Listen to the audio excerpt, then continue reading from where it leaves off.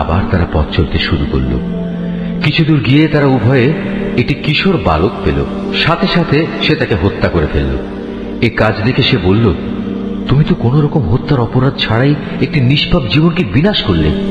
তুমি সত্যি একটা গুরুতর অন্যায় কাজ করে ফেলেছ।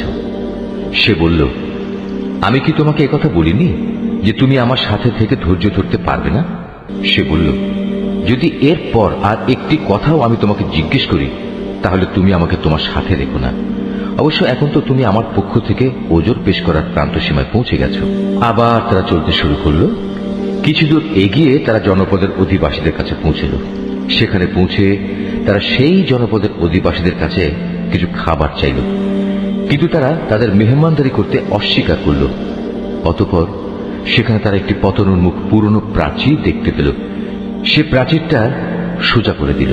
সে বলল, তুমি চাইলে তো এদের কাছ থেকে এর উপর কিছু পারিশ্রমিক গ্রহণ করতে পারতে।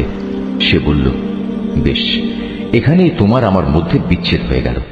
কিন্তু তার আগে যেসব কথার ব্যাপারে তুমি আমার সাথে ধৈর্য ধরে থাকতে পারোনি তার ব্যাখ্যা আমি তোমাকে বলে দিতে চাই। আবার তারা পথ চলতে শুরু করল। কিছু দূর গিয়ে তারা উভয়ে একটি কিশোর বালক পেল। সাথে সাথে সে তাকে হত্যা করে ফেলল। এ কাজ দেখে সে বলল, তুমি তো কোন রকম হত্যার অপরাধ ছাড়াই একটি নিষ্পাপ জীবনকে বিনাশ করলে। তুমি সত্যি একটা গুরুতর অন্যায় কাজ করে ফেলেছ। সে বলল, আমি কি তোমাকে একথা বলিনি যে তুমি আমার সাথে থেকে ধৈর্য ধরতে পারবে না? সে বলল, যদি এরপর আর একটি কথাও আমি তোমাকে জিজ্ঞেস করি তাহলে তুমি আমাকে তোমার সাথে রেখো না। অবশ্য এখন তো তুমি আমার পক্ষ থেকে ওজর পেশ করার প্রান্ত সীমায় পৌঁছে গেছ। আবার তারা চলতে শুরু করলো। কিছু দূর এগিয়ে তারা জনপদের অধিবাসীদের কাছে পৌঁছল। সেখানে পৌঁছে তারা সেই জনপদের অধিবাসীদের কাছে কিছু খাবার চাইল, কিন্তু তারা তাদের মেহমানদারি করতে অস্বীকার করল। অতঃপর সেখানে তারা একটি পতনোন্মুখ পুরনো প্রাচীর দেখতে পেল। সে প্রাচীরটা সোজা করে দিল। সে বলল, তুমি চাইলে তো এদের কাছ থেকে এর উপর কিছু পারিশ্রমিক গ্রহণ করতে পারতে। সে বলল, বেশ, এখানেই তোমার আমার মধ্যে বিচ্ছেদ হয়ে গেল।